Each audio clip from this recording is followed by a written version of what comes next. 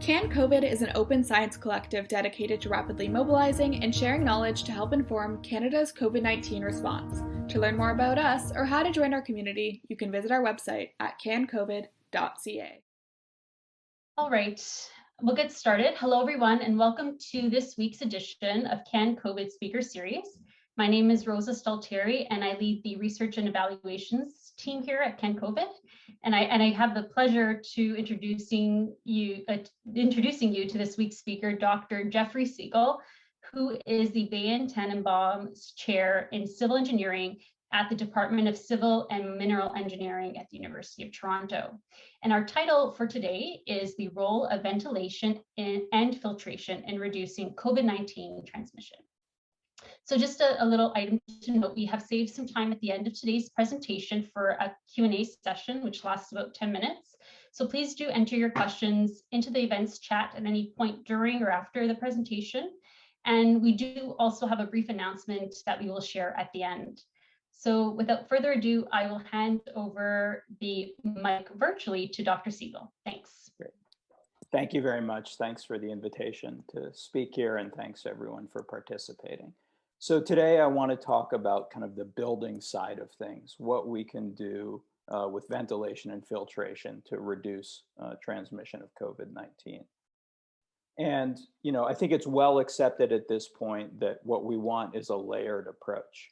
No one single thing is protection, complete protection here. Everything's, you can think of it as got holes in it. And so we want as many layers as possible so that those holes don't line up. And so what I want to talk about is ventilation and filtration as layers as part of this framework. And the layered approach is good, but the challenge is, of course, that people can use and misuse layers in different ways.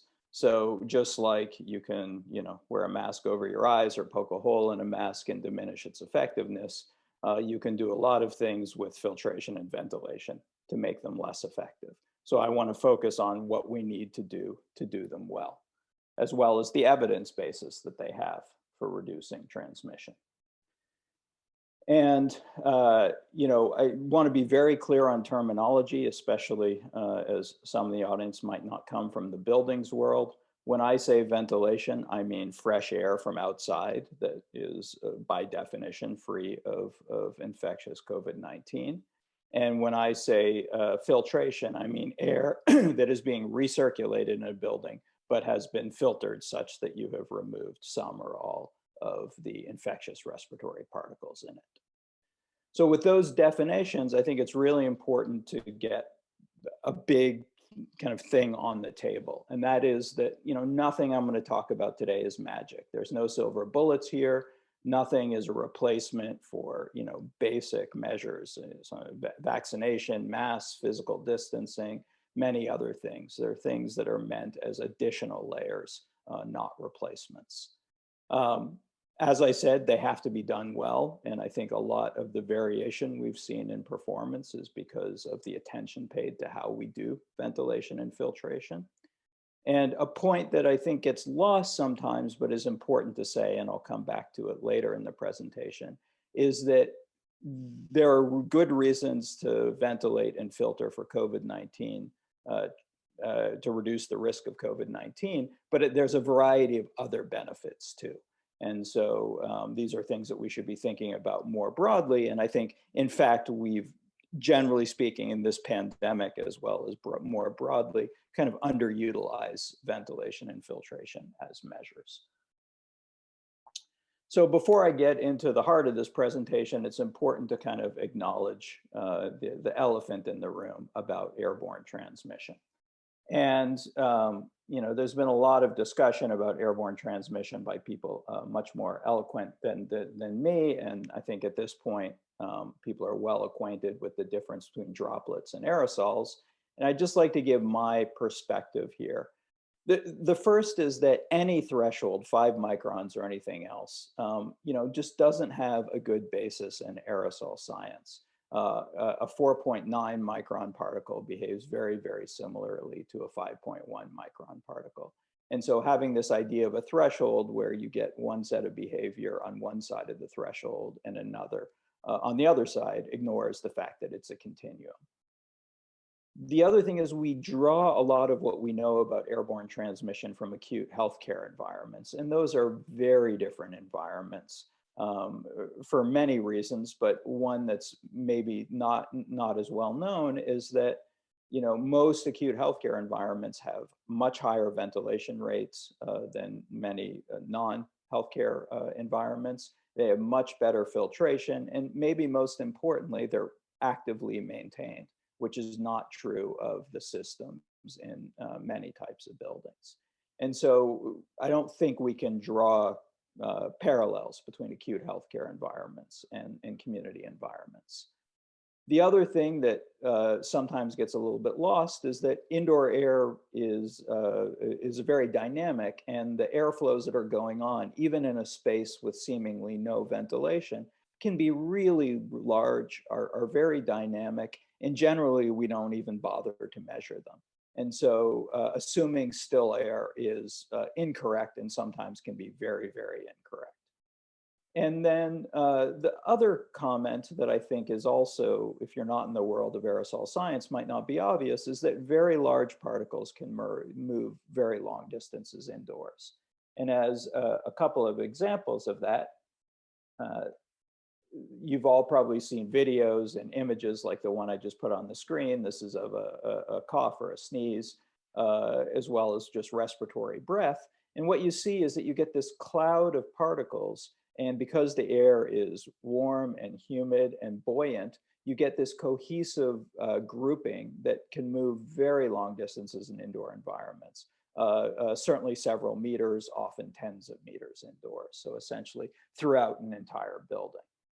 A little bit closer to my own research, one of the things we do is we go to buildings, take the filters and extract what's accumulated on the filters and analyze it both chemically, physically, and also sometimes biologically. And so this shows the particle size distribution of particles that we removed from about 84 residential filters. And the big point I want you to get from this is a lot of what a filter removes is 30 microns or so is the median diameter here. So you have a lot of very large particles that by physics you would think would settle very rapidly, but because of these interior airflows, they can move all the way through a building, in these cases through a complicated distribution system, and end up at the filter. And so these in-room airflows can really change the way particles move. So if we start by talking about ventilation, this is an excerpt, a small excerpt of a very large table from the most common ventilation standard in the world, ASHRAE standard 62.1.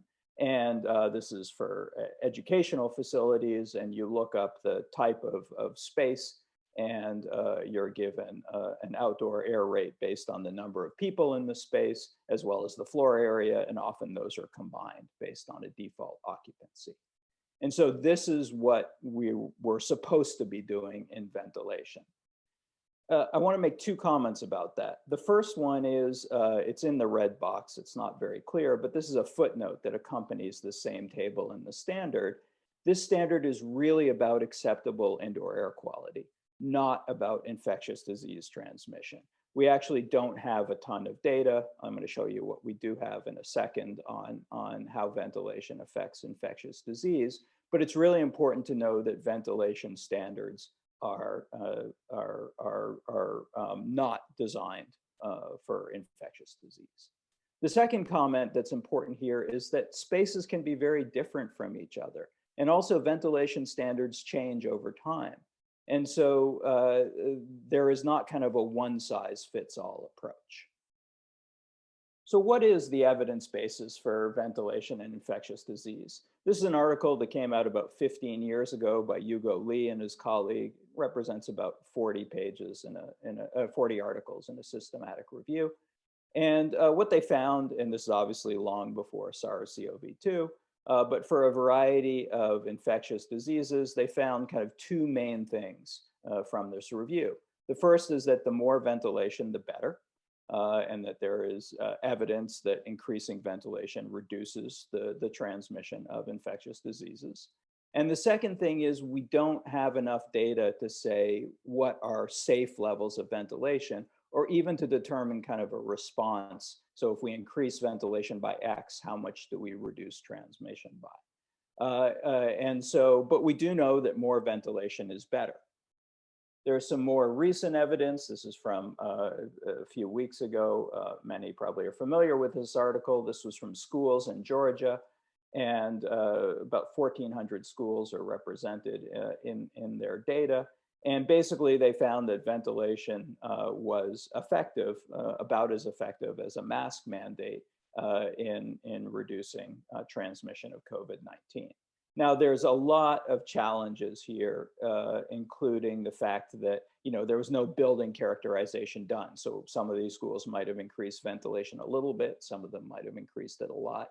But the overall message is that ventilation can be very, very helpful.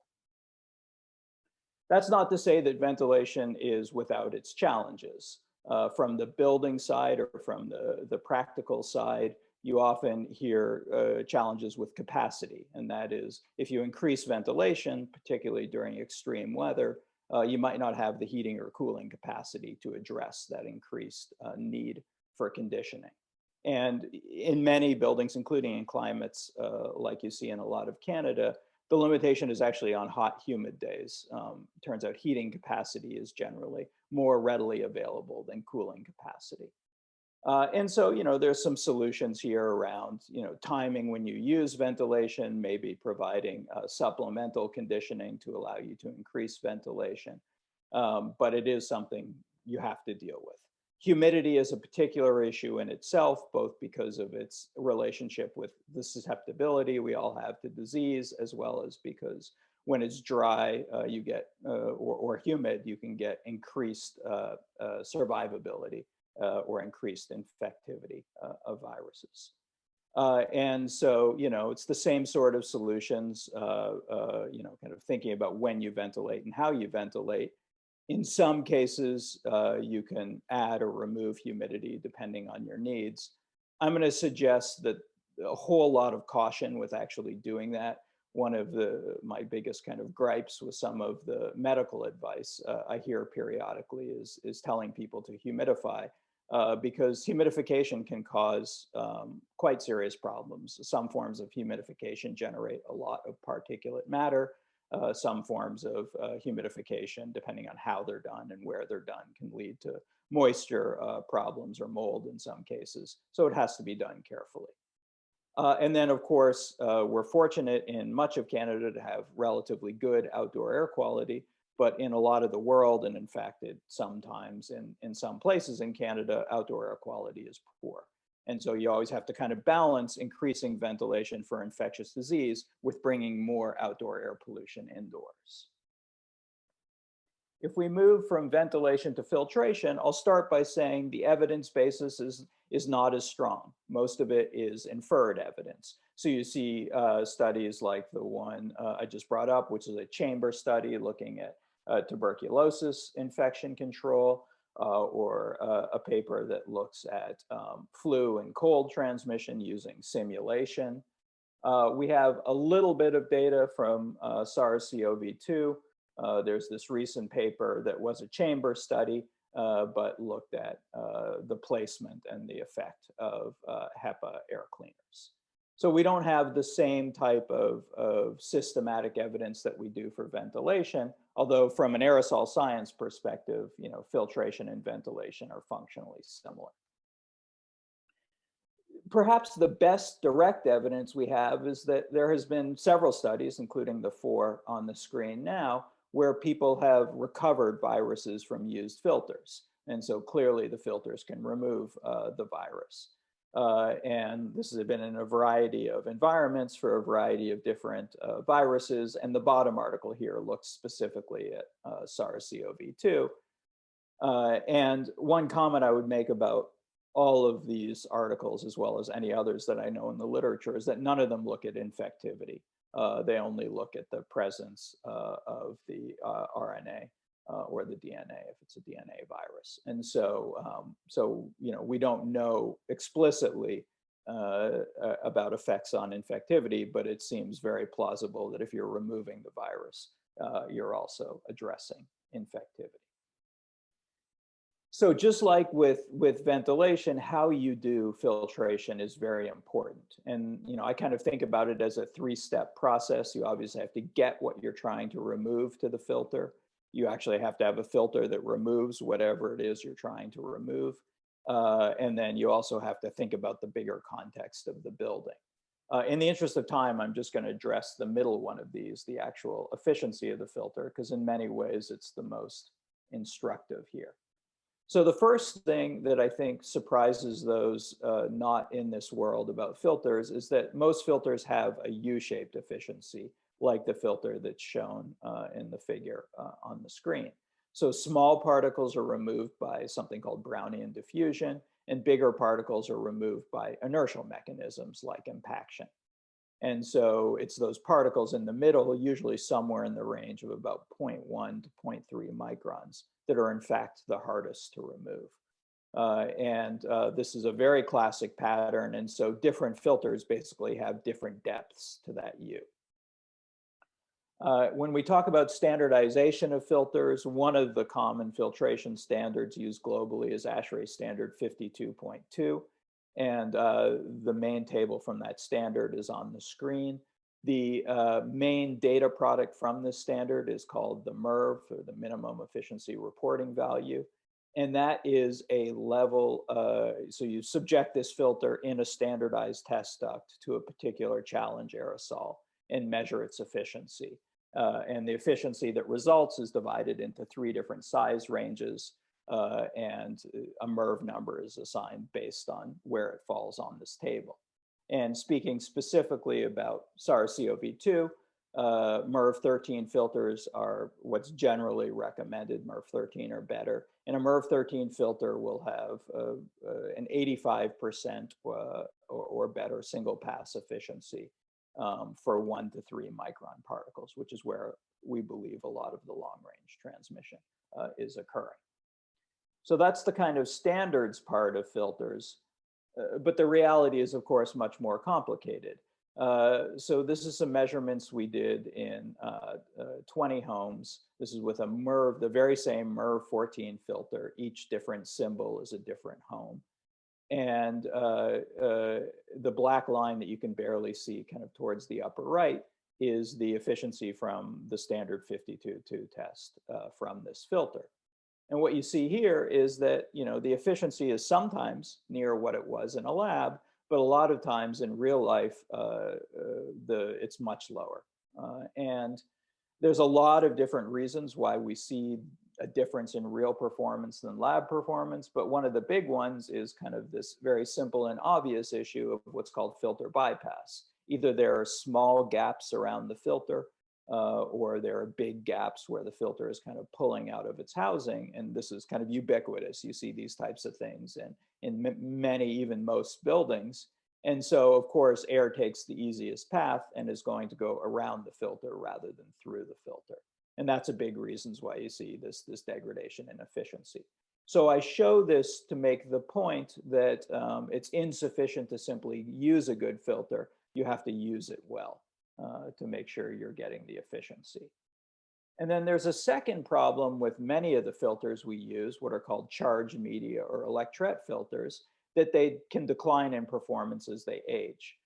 So the plot is from a commercial building in Finland, and the grayish squares up at the top are that filter when it was new.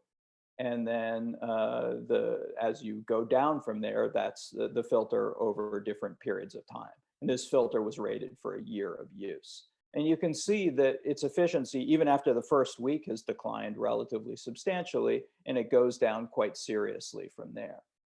There's a variety of reasons for this, but the big one is that part of the way this type of filter works is it's got a static electric charge on it, and that charge is discharged or massed over time. And so the filter loses its efficiency. And we see this in other types of buildings too. This is the effective filtration efficiency for new filters, which is the lighter in each pair of boxes.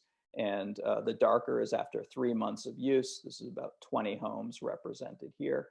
If you look at all the filters that have an E in their after the number, those are electret or charged media filters. And you can see that they have all on average declined in performance as they've aged. Now, they're still, in this particular set of filters, still better than the lower efficiency uncharged media filter. But it's more just, if you want to assure yourself of getting the high efficiency, you have to address the fact that they decline in performance as they age. So if I were to summarize everything I wanted to say on filtration, install a good filter, use it well and properly, make sure lots of air goes through it, change it frequently and carefully. There might be some occupational risk to those who change filters. And of course, like everything else, don't rely on it as the only approach. So if we move from filtration to, I want to say a few things to kind of wrap up this presentation. The first comment I want to make is there's a lot of debate and questions given our lack of direct evidence about how much ventilation and filtration help in actual community transmission of this disease. And the comment I would make in response to that is, the worst thing that happens if we improve ventilation and filtration is that we've improved indoor air quality.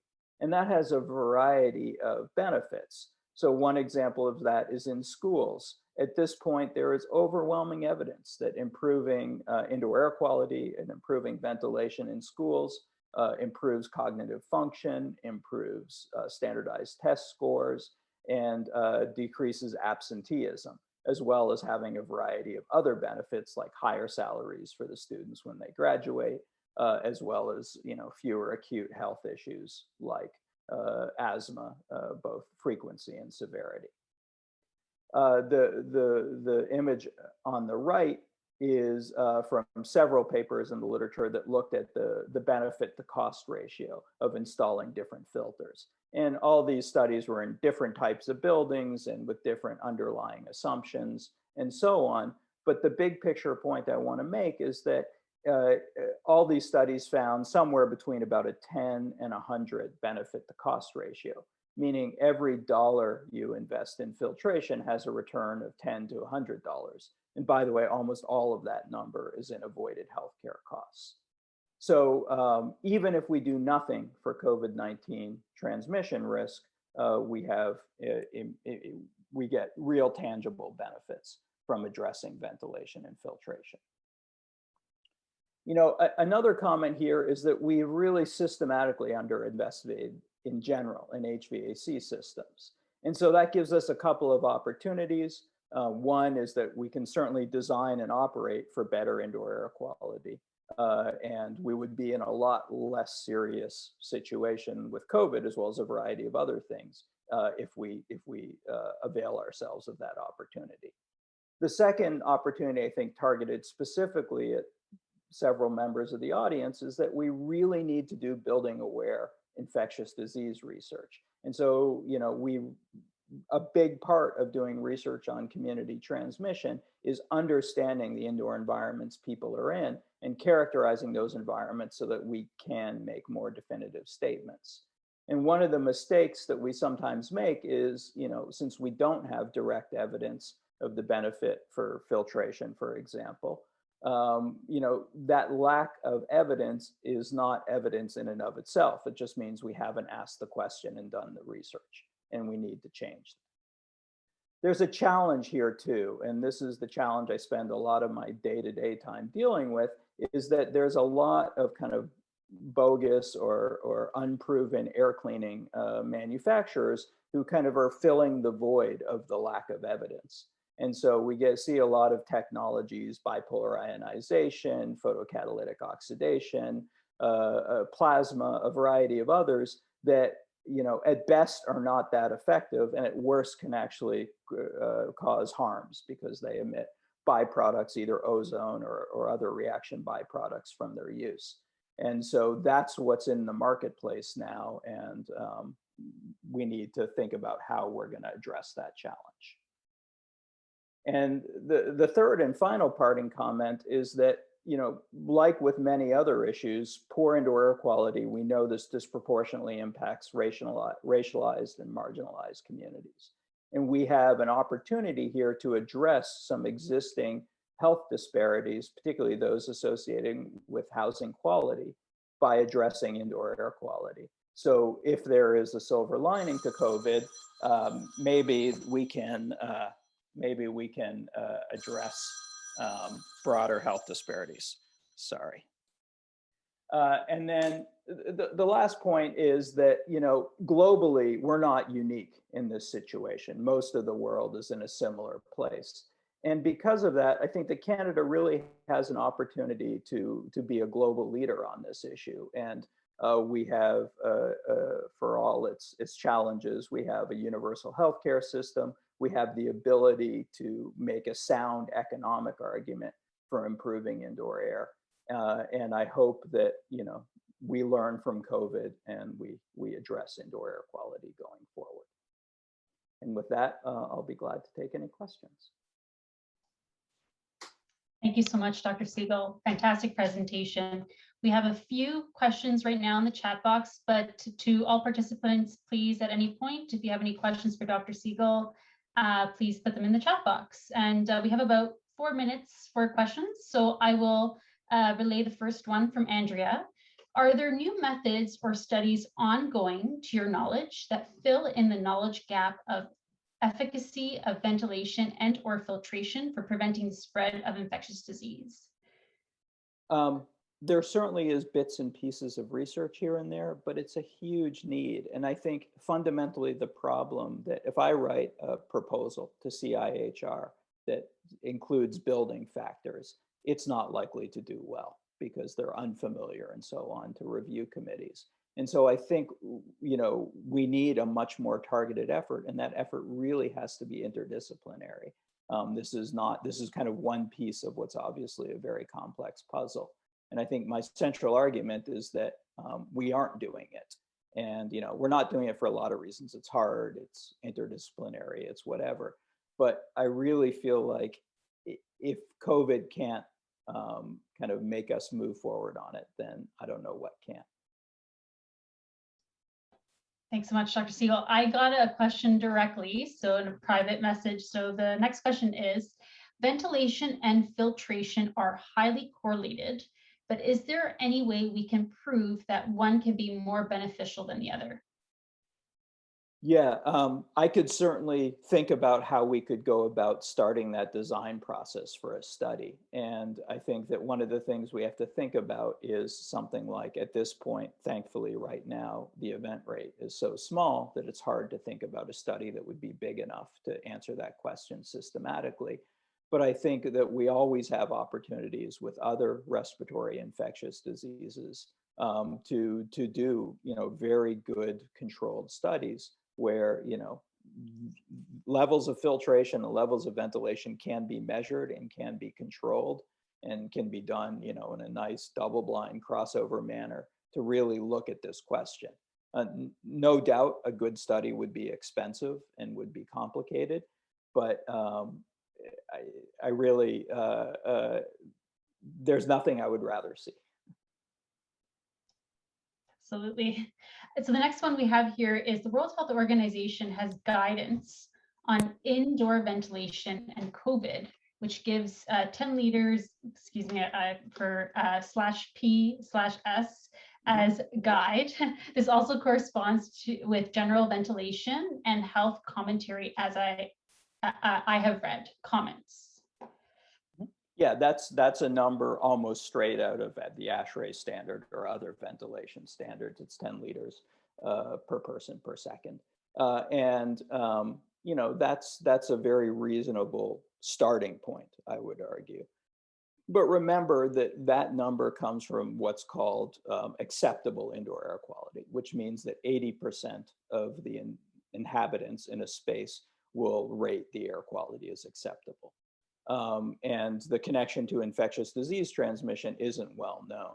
So the only evidence we have is increasing it more is good, and the more you can increase it, the better. But often you're limited by practical considerations. Much. And we have one final question as it is 4:30. The last one is, are there good examples from other jurisdictions or countries that have taken a multidisciplinary cross-sector approach with success? So my favorite example is Hong Kong. Hong Kong has always been very proactive on indoor air issues generally. But if you look at the way they handled outbreak investigations in COVID-19, it was really smart. They would have an interdisciplinary group at the table. And if building issues were important, for example, vertical spread in a multifamily building, they would, that constituency would play a big role in outbreak investigation. If building issues were not important, other parts of the team would take the lead on the investigation. And I think that's the model we need to think about, especially in terms of outbreak investigation, but maybe more broadly in terms of a research agenda. Thank you so much, Dr. Siegel, for leading today's discussion, and also with thanks to our attendees for today. Next week, we do have one event on the calendar, which is the speaker series this Tuesday from 4 to 4:30 Eastern Daylight Time, where you will hear from Dr. Pascal Lavoie on understanding immunity to SARS-CoV-2 at the population level and results from 2 COVID-19 Immunity Task Force funded studies. And just a reminder that details about all of our events are on our website and will be included in this week's newsletter. Be sure to subscribe to our weekly newsletter if you haven't already done so, so you can stay up to date with all our events and our initiatives. So this concludes today's event. Thanks again, Dr. Siegel, for presenting for us, and all the participants for joining, and we'll see you next week. Thanks. Thank you. We would like to thank our speakers and members of our network for their continued support and participation in Canada's pandemic response. If you are interested in learning more about CanCOVID or joining our Pan-Canadian COVID-19 Research Network, please visit our website at www.cancovid.ca.